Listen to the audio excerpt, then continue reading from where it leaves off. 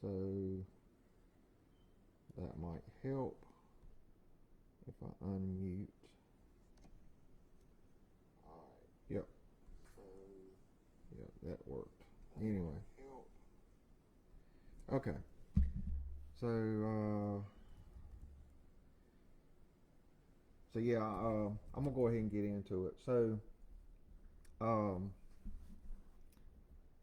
3 years and 11 months ago, it was kind of in the middle or toward the end of COVID, if I remember correctly. Um, it was I think it was February the 7th of 2021, I think it was. Um, anyway, the Second Amendment was, I don't like saying the word under attack or the phrase under attack, but that's what it was. And a lot of states, counties, municipalities went to their higher ups to be and was requesting for either the state or the county to be a Second Amendment sanctuary state or county. And basically, what that meant was that if anything came down from a federal level, that whatever county or state you lived in, depending on which way your movement was going, was that they would back the Constitution.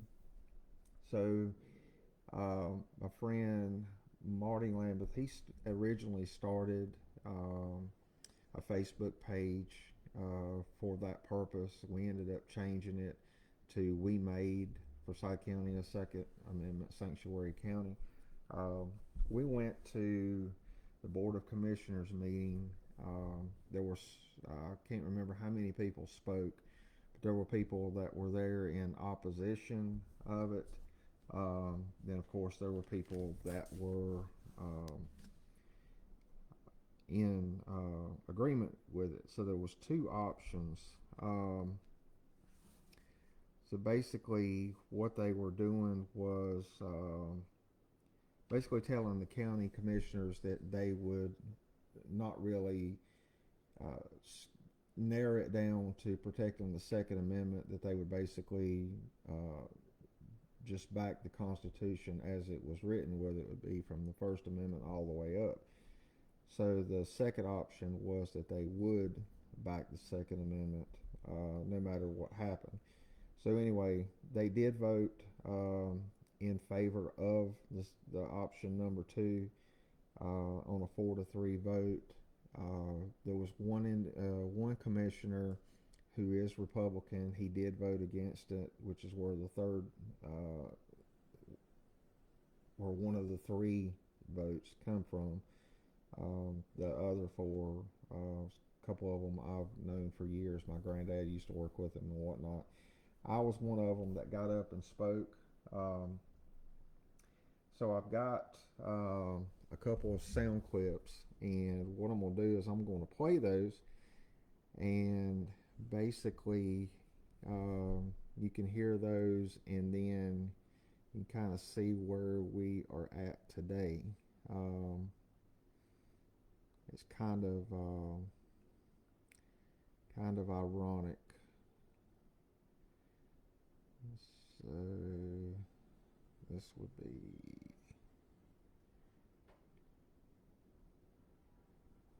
all right.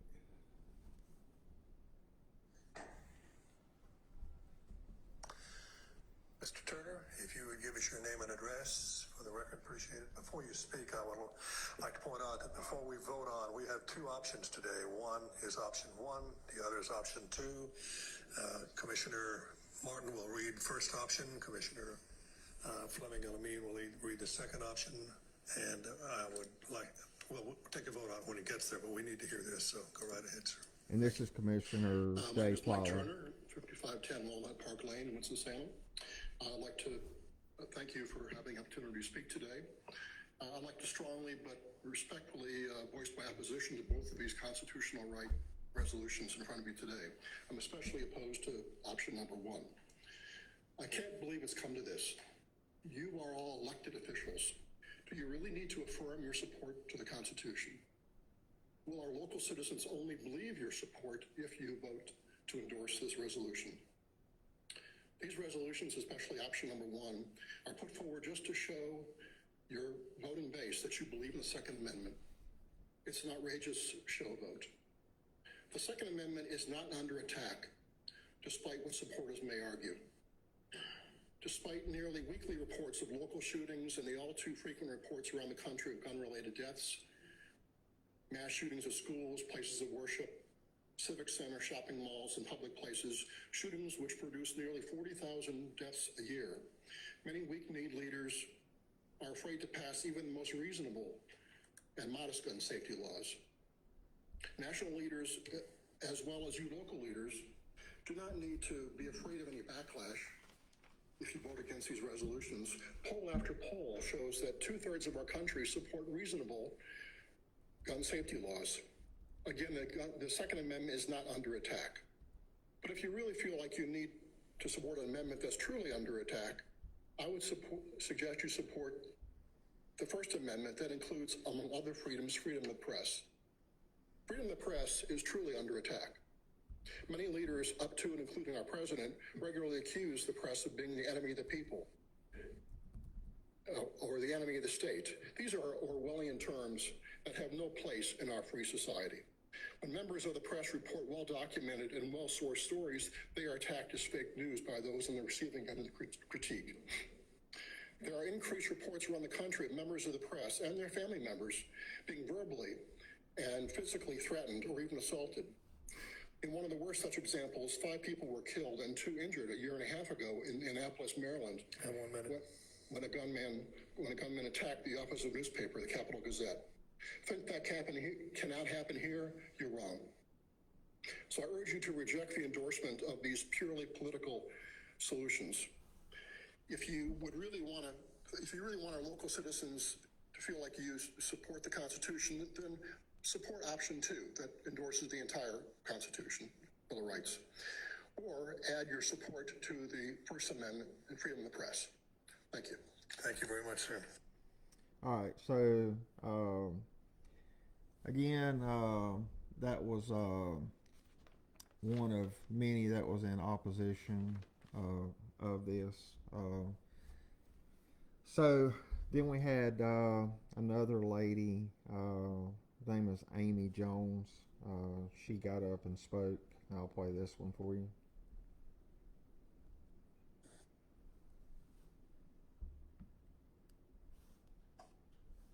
Hello, I'm Amy Jones, 2271 Newcastle Drive, Winston-Salem. I live here in Winston-Salem with my husband and 4 kids. The 2 older ones are here with me today. I'm here to urge you to vote against the resolution declaring support for protection of Second Amendment rights.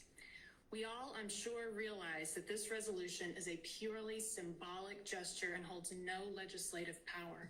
It follows in the footsteps of similarly passed resolutions in Davidson County and in the state of Virginia. Fear is a powerful thing and seems to be the main motivator for such resolutions. Fear that your Second Amendment rights are in danger, fear that your guns will be taken from you. This fear has arisen largely from the new legislation before Virginia lawmakers concerning gun control.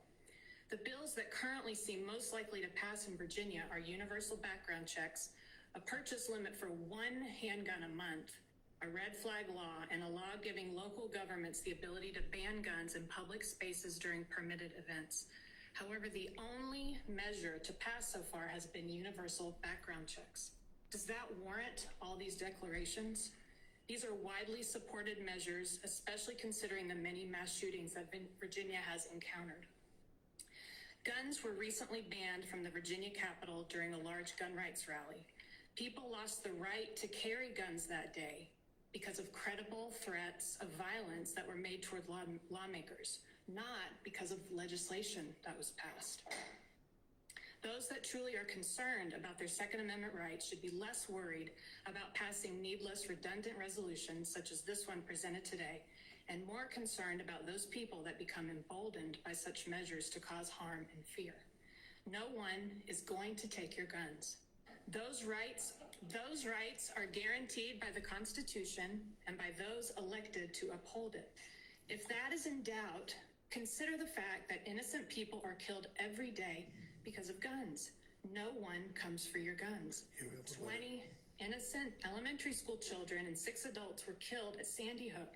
No one came for your guns, and there were no federal gun control laws passed. There have been too many shootings to mention, and no one came for your guns.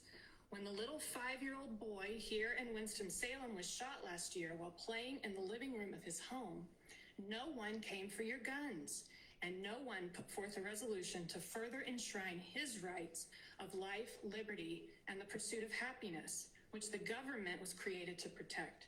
Someone was shot yesterday at a gas station at noon at a nearby, and you want to make sure the Second Amendment is protected. This is the safest, most protected place on the planet for a gun owner, not so much for the rest of us. It is not necessary to further protect the Second Amendment. It is clearly protected here in America. Thank you. Thank you very much. A perfect 3 minutes. All right, so that was, again, 2 of many that spoke in opposition of this. I was asked by members of the, now we made Forsyth County a Second Amendment sanctuary. I was asked to get up and speak. I'll play the audio for you. I'll go ahead and tell you, and I'll go in and add in the comments where you can find the entire video of the entire meeting, and go back and look, because one of the things that I did was, and there was an article done, several people did an article at Channel 2, Channel 12, 8, a lot of the newspapers and stuff like that. But I was able to find one article from the Winston-Salem Chronicle where I was mentioned. And one of the things that I had asked was everybody that was in support of the first resolution to stand. I didn't turn around and look, but I was told, and the reporter from the Winston-Salem Chronicle, Tevin Stinson, he documented that half the audience stood up. So I'll go ahead and play that as well. So anyway, and I'm gonna get to why we're doing all this.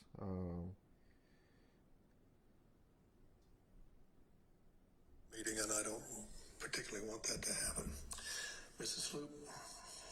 All right, and what Mr. Plyler was talking about, when Miss Jones was speaking, I can't remember now verbatim, you may have heard it in the background, she had made a comment, and several people in the audience kind of laughed at what she was saying, kind of mocking her.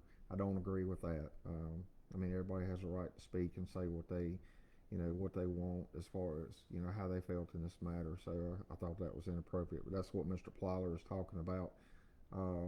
If it had happened again, he was going to ask people to leave, and we definitely didn't want that. John Cox.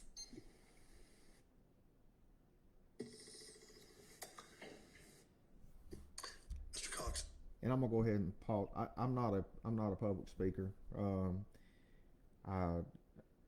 Sometimes I have a hard time speaking to the public,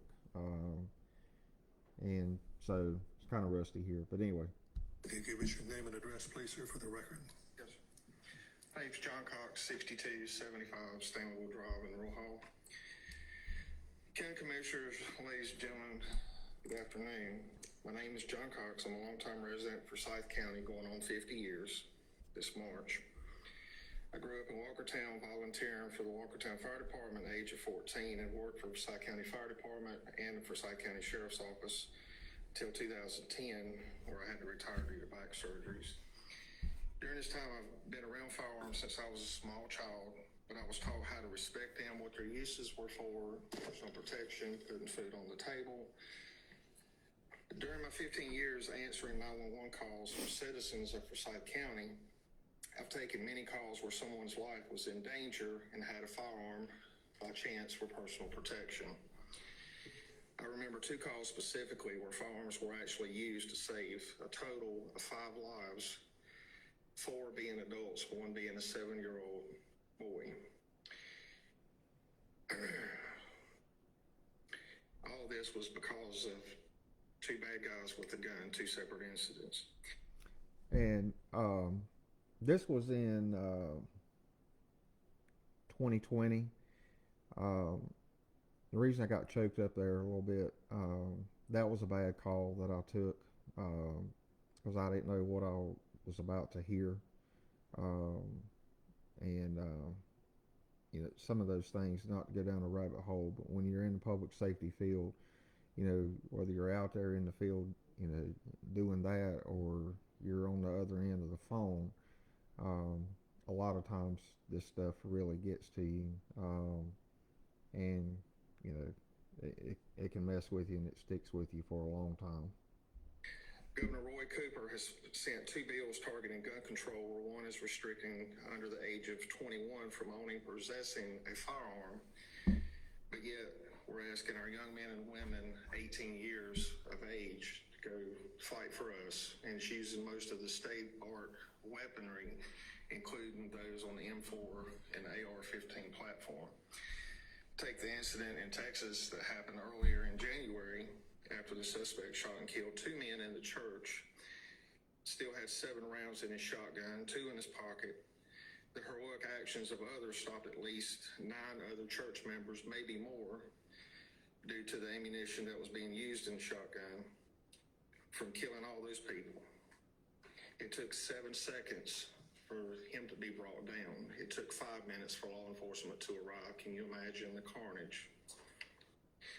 I would like to ask the members of the audience who are in agreement with making Forsyth County a pro-Second Amendment county to please stand in support of this document so the county commissioners can see we are taking the Second Amendment very seriously, as everyone should, and asking each of them to accept or show support as well. Commissioners, on behalf of the 6,300 group members and myself, I want to thank you and everyone here today, pro-Second Amendment or not, for allowing me to speak and tell you and others why myself and others are fighting for these rights today, tomorrow, and years to come. Thank you. Thank you, Mr. Cox. So at that point, that's when half the audience stood up, and looking at the video, I can see it. So I don't remember exactly when this was stated. We all, I think, remember it. But, you know, these people are saying, you know, nobody's coming after your guns. The government's not coming after your guns. You know, the Second Amendment is not under attack. Well, here we go. You're going to take your AR-15, your AK-47. You're not going to allow it to be used against our fellow Americans anymore. So that was Beto O'Rourke. So yeah, and we all know where this has gone over the, you know, the last 3-4 years.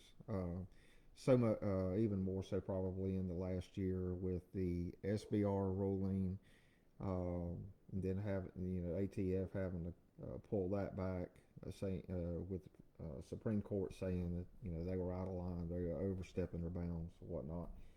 So just, what was it, 2 weeks ago, Democrat leader Chuck Schumer, he tried to get another assault weapons ban passed on out of majority, not take a vote on it. Well, that was shot down. And my understanding is within 24 hours, they immediately come out with, I think it was 15 or 20 anti-gun bills. So, I mean, it's crazy at some of the stuff that they're doing. You know, they're talking about banning high-capacity magazines. Biden, he don't know what he's talking about. He's talking about a 9mm, you know, blowing your insides out, destroying them, whatnot. And, you know, I'm not saying that, you know, these crimes involving illegal guns are felons that have gotten their hands on firearms. I'm not saying that that's not an issue. It is an issue. I have never been turned down. I have my concealed carry. I know probably many of you, if you don't have your concealed carry or whatnot, here recently where they do a NICS background check, you may have been delayed, whatnot. So all this stuff's already in place, but it's like they're trying to nitpick it and come up with different things to do, and it's like well, we're already doing this. We've been doing this. Those that are pro Second Amendment are not understanding or haven't understood why they're doing that. So this brings me to this. If you kind of take the Second Amendment, kind of set it to the side, this is where, or this is what I've been seeing. So we've got, and I'm not trying to make this political, but it is. So you've got a Democratic president and obviously a Democratic so-called vice president, and they're anti-guns. Now I will go ahead and tell you, and this is public information. I found this on my own. I found it on the internet. The two individuals that spoke at that meeting in 2020, they are registered Democrats. The ones that voted against option 1 in 2020, they're all Democrats. And even made one so mad, and it's public information, Tanya McClain, she got so pissed off that she ripped her paper up. And you can see that in the video from the Board of Commissioners meeting. And again, I'll put a link to that so you can go in and look at it. So it's like, every time they think they're going to get something and then they don't, they get mad. There's been several things that us pro 2A people haven't liked, but they passed it, whether it be a red flag law in certain states or whatnot. We don't have to like it, but we're not getting mad or tearing stuff up like these people are. But anyway, back to what I was getting at. So we've got Biden up there. We all know what's going on the border. We all know what's not going on the border, what needs to be going on, but it's not. So then you've got this influx isn't even the word that needs to be used, but you've got this epidemic with fentanyl coming into the U.S. You've got the statistics and fentanyl related deaths in each state is just ungodly, and it's beyond me when the government knows that it's coming through with the drug cartels, and it's coming, and they're getting it from China. Why are they not hammering down on these people? They're saying this is they finally admitted this is an epidemic. We've got this epidemic, but they're not doing anything about it. I think I heard the other day that as of December the 1st, U.S. Border Patrol estimated 13 million gotaways.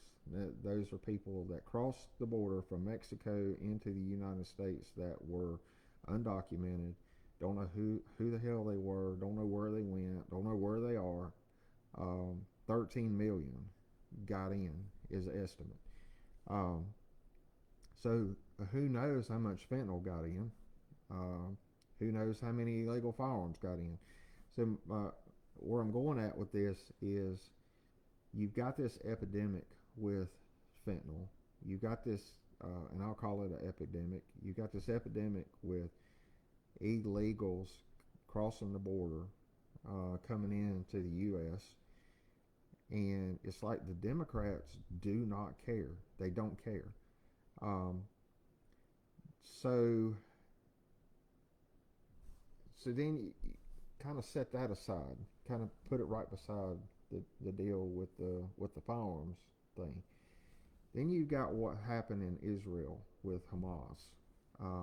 We all know, they know that this group is essentially backed by Iran. You got the Houthis, or however the hell you pronounce it. It's another terrorist group. You got Hamas. you got several different groups that are Iranian backed, and it was said the other day that there are sleeper cells here in the U.S. Um, I don't know a lot about the man. I've done a little bit of reading up on him. I'm not going to get into what he has said or what he hasn't said, what he has done, what he hasn't done. But I was listening to an interview the other day with Tucker Carlson, who used to be with Fox News, and Alex Jones. Well, it's on YouTube. If you have not seen it, if you don't like Alex Jones, if you don't like Tucker Carlson, that's fine. But go watch this interview. Alex Jones basically predicted 9/11.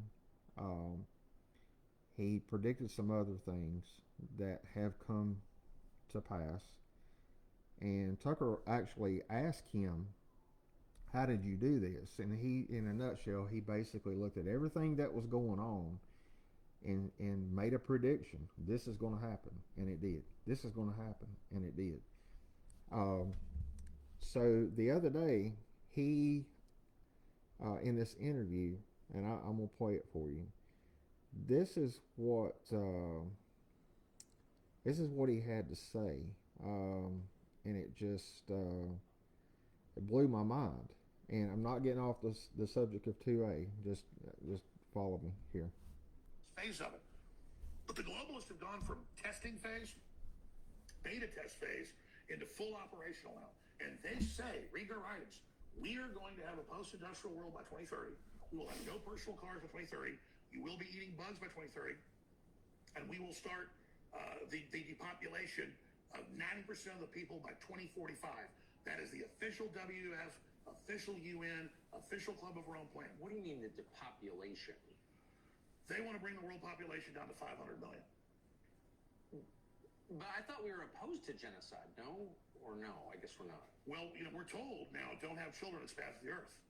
And we're told all this, and Elon Musk is right, and is a hero for pointing out all the actuaries show, if you don't have 2.1 children, a man and a woman, well, a man and a woman can have 2.1. It's in the aggregate, folks, out of billions. If a country doesn't have 2.1, 2.2 replacement rate, then you don't have people to take care of the old folks, society collapses. And so Japan's 1.3, Italy's 1.3, they're done as cultures. America, without immigrant influx, is about 1.6. That's not viable. And I'm not just talking about white people only here, but white people are 7% of the world population, maybe 8. And so I would be sad if the last of the Eskimos were dying. I mean, I'm sad that the Japanese, within 100 years, there might be 20 million of them. I'm now saying we need to call the White House and say, you've let tens of thousands of military-aged men of the Middle East in. We know a lot of them are Hezbollah and Hamas. The FBI has confirmed that. And so when there's big terror attacks, which I believe will probably happen in America, we're not going to have Homeland Security get more funds and more power and grope us at the airports more. I want prison time for the agencies and groups that have allowed this. And I want Biden. I want Biden impeached now. Okay? That's why we got rid of McCarthy. It needs to happen. Leaving the border open when there is a clear and present danger of this going on, and when we're very close to war with Iran, we go to war with Iran, they're going to activate Hezbollah, okay? And then they make Hamas look like choir boys. And so you want to hear a prediction here, it's a probability, not a pure prediction. But, I mean, if we go to war with Iran, guaranteed sleeper cells activate. It'll make what happened in Israel look tame in comparison. I'm not listing what happened there. So I'm simply, and then again, where's the logic? The government that allows that to happen should go to prison. Now listen to But this. instead, like 9/11, they're going to get more power when it happens. Mark my words. So You can't have guns because we let in foreign sleeper cells to kill you. exactly. When you got deplatformed, and to this day, So that's where everything that I've said in the last 30 minutes, that's what I'm getting at. You know,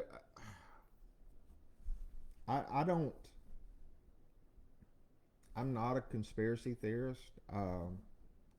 I'll be perfectly honest with you. I listen to what people say. I draw my own conclusions based on my own education. If it's something that concerns me, I will do my own research in it. And I have started digging into this, and I'll save all that for um, another live and podcast because I'm not done yet. But I mean, it does make you sit back and think. Well, again, whether you like Alex Jones or not. Um, so why? So that's the question. If for all intents and purposes they're letting all these people cross our border, we don't know if they're Hispanic. We don't know if they're Iranian. We don't know who they are. Is what I'm getting at. And he said it, and I I can't divulge any of my resources. And if I didn't think there was some validity to it, I wouldn't even say it. Um, but what Alex Jones said about sleeper cells already in the U.S., that is a fact. Um, we already know that there's drug cartels in the U.S. We already know that there's drug cartels in North Carolina. I know for a fact that there are drug cartels in Forsyth County. You can take that to the bank. So I guess my rhetorical question is why is our government so gung ho on pushing banning firearms? And I'm not talking about pistols. I'm talking about the scary AR-15, the weapon of war. It's a civilian model. Okay, so it looks like it. Whatever.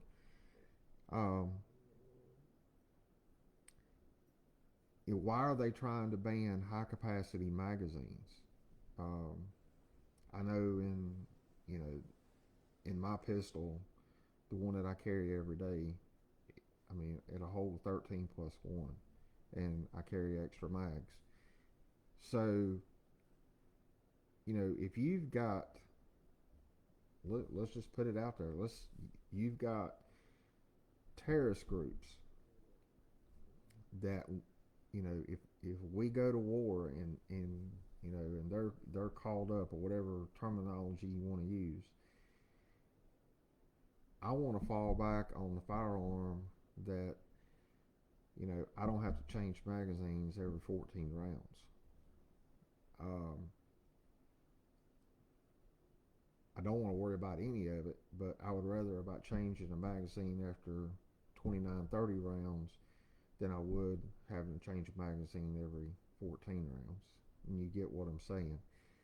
So, back to my rhetorical question is why are they so gung-ho on banning high-capacity magazines, banning these weapons? Because the terrorists have them, the cartels have them, they're letting them in.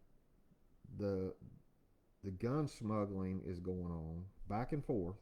It's going on from the U.S. to Mexico, from Mexico to the U.S. It's going on. So why do they even want to take a chance with us being outgunned, or can't even defend ourselves, at all? That's what I don't understand. Israel now is, their gun sales went up after October the 7th. I don't remember the percentage, but it skyrocketed. There's people taking self-defense classes, pistol safety classes, whatever the case may be. They're arming themselves over in Israel because of what happened on October the 7th. Who is to say that what happened in Israel on October the 7th couldn't happen in the U.S. on a much larger scale? you know, so that's where I was going with this podcast. Is something to think about whether you're pro 2A or you're not. If you don't like firearms, that's fine. Um, I don't care. But when when SHTF happens, and I'm not this kind of person, um, but there's going to be some out there that say, don't come looking for help from me. Um, you're the one that wanted this. This is what you wanted. This is what you got. Deal with it. I'm going to protect my own family. I'm going to take care of my family. Um, you know, this is why we've been fighting. You know, whether we've seen this coming or not, the point of it is that we all have a right to protect ourselves and against enemies, foreign and domestic. Well, right now, you know, every day it's protecting ourselves against enemies, domestic, but it looks like we're going to have to be protecting ourselves against people foreign. And hell, who knows? We may be standing side by side by, you know, a felon carrying a firearm, taking care of the foreign people that's trying to kill us. So it's just something to think about. I'm not trying to put fear in anybody. I'm not. That's the last thing I want to do. But I do. I do. It's kind of like voting. I don't care who you vote for, but know who you're voting for. Um, so, you know, do your own research, do your own background. Um, you know, the internet, we all know, is full of BS, and we all know that there's some truth out there. So do your research, and um, you know, most of us have common sense. In whether you can admit it out loud or not, at least admit to yourself, yes, I see a problem. Yes, this problem needs to be addressed. Um, because you know, I say I will. I don't know that I will, but you know, I know several people that are anti-Second Amendment, anti-guns, can't stand guns, don't like them. I've had some tell me you should. There's no reason for you to own that, whatever the case may be. But why do you have this much ammunition? You know, why do you have that kind of ammunition? Whatever the case may be, and I don't have anything illegal. I just, you know, it's a 55 grain 5.56, or 62 grain 5.56, or 230 grain 45, or whatever the case may be, because they don't know what they're talking about. But my point is that one of these days, and I hope it don't, they're going to come knocking on the door wanting help, and I'm gonna be like, well, you know, you sold your gun in a government buyback for $150.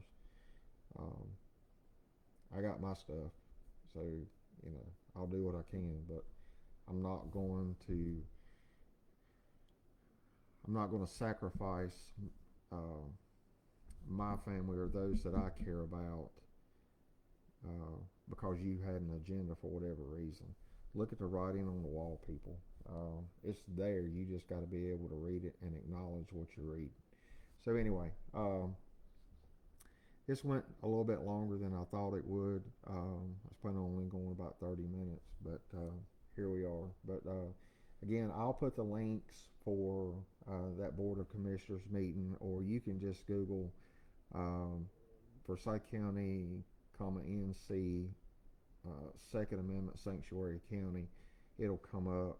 You can go to forsyth.cc and go under the Board of Commissioners and look back at the minutes and the agenda, and then I think it says watch now. It's under February 6th of 2020. You can go back and see the whole video. And again, Winston-Salem Chronicle put something out. So it was publicized and all that. So before I get off here, I did want to thank a few people. who kind of helped me along the way with doing the podcast and the YouTube and whatnot. First, I want to thank Manus. I had reached out to them about a year and a half ago, told them what I was doing. I wanted to do a product review if they had something that they could send me, and they sent me this. It's the Manus X10 Elite. It is a dry fire. You can use it live fire, but I use it. Well, I have only used it dry fire. So they sent me that. It comes in a neat little carrying case. It's soft. It will attach to your pistol magazine, or shotgun. It's got the attachments for your shotgun. There's your tube attachment for your shotgun. Comes with a charging cord. That is just old USB. And here is the actual device. I don't know if you can tell. Yep. So that just slides on your rail. You download the app. They're constantly updating the app, but they've got dry fire simulations, training sections you can go through, drawing from your holster, and it's pretty neat. I'll try to do a live on it one day soon. But it basically shows you when you're moving around. When you pull the trigger, it shows you if you're pushing forward, if you're pulling to the right, pulling to the left. I mean, it's the complete system. It tells you what you're doing, and it also scores you. It's also, they just updated it. It's also got a timing, training simulator on there now. Also, along with that, I had also reached out to Dry Fire Mag. They sent me Dry Fire magazine. It does not work with the XD45 or the 10 millimeter, but it does work with the XD9s. So you put that in, and that allows you to pull the trigger every time, and then it works in conjunction with the Manus. Dry Fire Mag sent that to me, so I want to thank them. I also want to thank my main man Joe out at Walkertown Pawn and Gun. Joe's been a big supporter for years. I've known him for years. If you've got any questions, go see him. He's got about anything you want. If he don't have it, he could probably get it. I paid for this. It's Olight. It was not gift to me, but I did pay for this. But Olight has also supported me on my TikTok. This is the new Olight Seeker 4. I don't know if you can make that out right there. The Seeker 4 Pro. This thing's pretty badass. Hold it down, it goes to dim, and then right here it's got a circle, and as you can spin it, I don't know if you can tell or look at the beam in the purple. See, as you spin it, it gets brighter and brighter and brighter and brighter and brighter, and then you turn it back down, it goes back dim. Then you can hold it down, it goes to bright. You can double click it, goes back to I think they call it turbo. I'm not gonna shine it at the camera because it will blind you, and then you hit it one time, it'll go off. Olight's got some pretty awesome flashlights. I've got the Seeker 4 Pro, this one. I've got the Baton 3. It's a little bit smaller, has a clip on it you can put on the bill of your hat. They're all bright lights. They are rechargeable. The Seeker 4 comes with a charging holster. The USB-C plugs into the bottom of the charging holster, and then that sits down on it. The neat thing about Olight, like my charger from my Baton 3, which is magnetic, that I keep in my truck, it will actually charge the Seeker 4. The Seeker 4 Pro also comes with the belt clip. It's also has an attachment you can attach it to the inside of your vehicle or anywhere with 3M tape, and it'll hook there. You can always have it on charge, ready to go.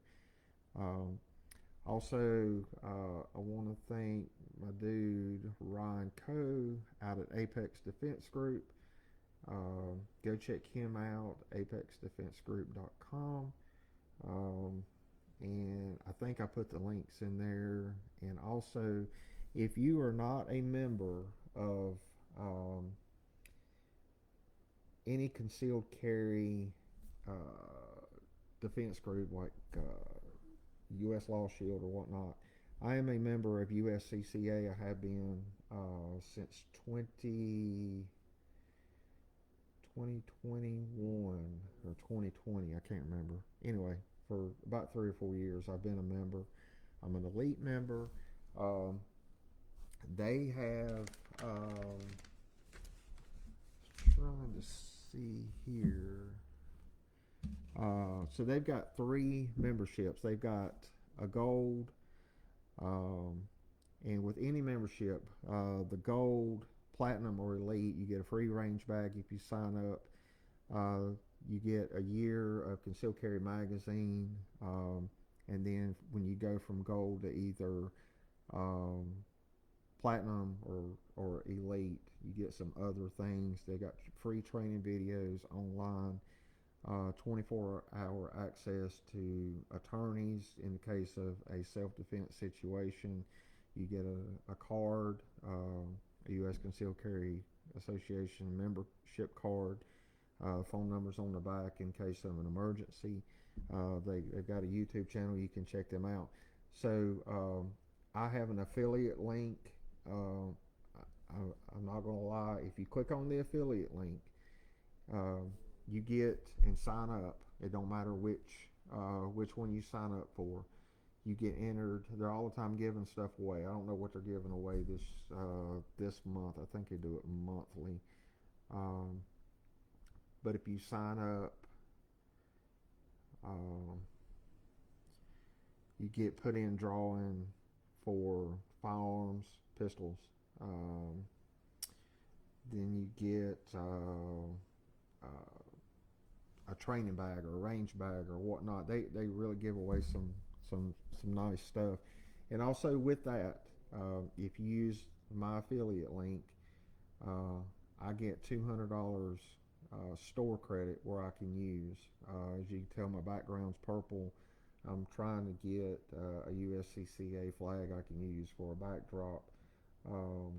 But then on the same thing, like if you do want to start a platform like this or something like that, you can reach out to USCCA. They will set you up with an affiliate manager. I have one. His name is Max. They'll set you up. You'll get a referral link. And then if you refer somebody, say you refer your cousin or whatnot, if they use your referral link, then you get $200 store credit. So it's a really neat program. Knock on wood, I've never actually had to use them. I did have a situation several years ago where I almost had to use them. It kind of shook me up a bit, so I called them, spoke to an attorney there, because I did point a gun at somebody. I was getting ready to pull the trigger, and I realized they were holding a phone and not a firearm. It was at night, had a little bit of a porch light, and they were talking about pressing charges. So I did reach out to them about that. Nothing ever came of it. After we figured out what all was going on, the guy understood. He's like, "Yeah, I guess I probably would have shot me too." So anyway, we're good. So anyway, but they're really good. They're easy to talk to. I've never had an issue that I didn't call and it wasn't rectified within 5-10 minutes. I think I did call one time about a billing issue, and within 20 minutes it was resolved, and it was their error and they took care of it. So anyway, I'll put all those links in here. So again, if you've thought about it and you want to go with USCCA, I would greatly appreciate it. Again, it helps me out. It's going to help the channel out. and if I can get enough stuff, I may use the $200 credit to buy some stuff. And as I get this going, I may do some giveaways and stuff like that to try to give back to y'all for helping me out to get, where I am at that point. But anyway, I appreciate it. I'm going to try to do another podcasting whatnot here maybe sometime next week. You got Christmas coming up, so I'm going to be somewhat busy. But anyway, I hope if I don't see y'all before Christmas, have a safe and happy holiday. Be safe and always carry. Until later, see ya.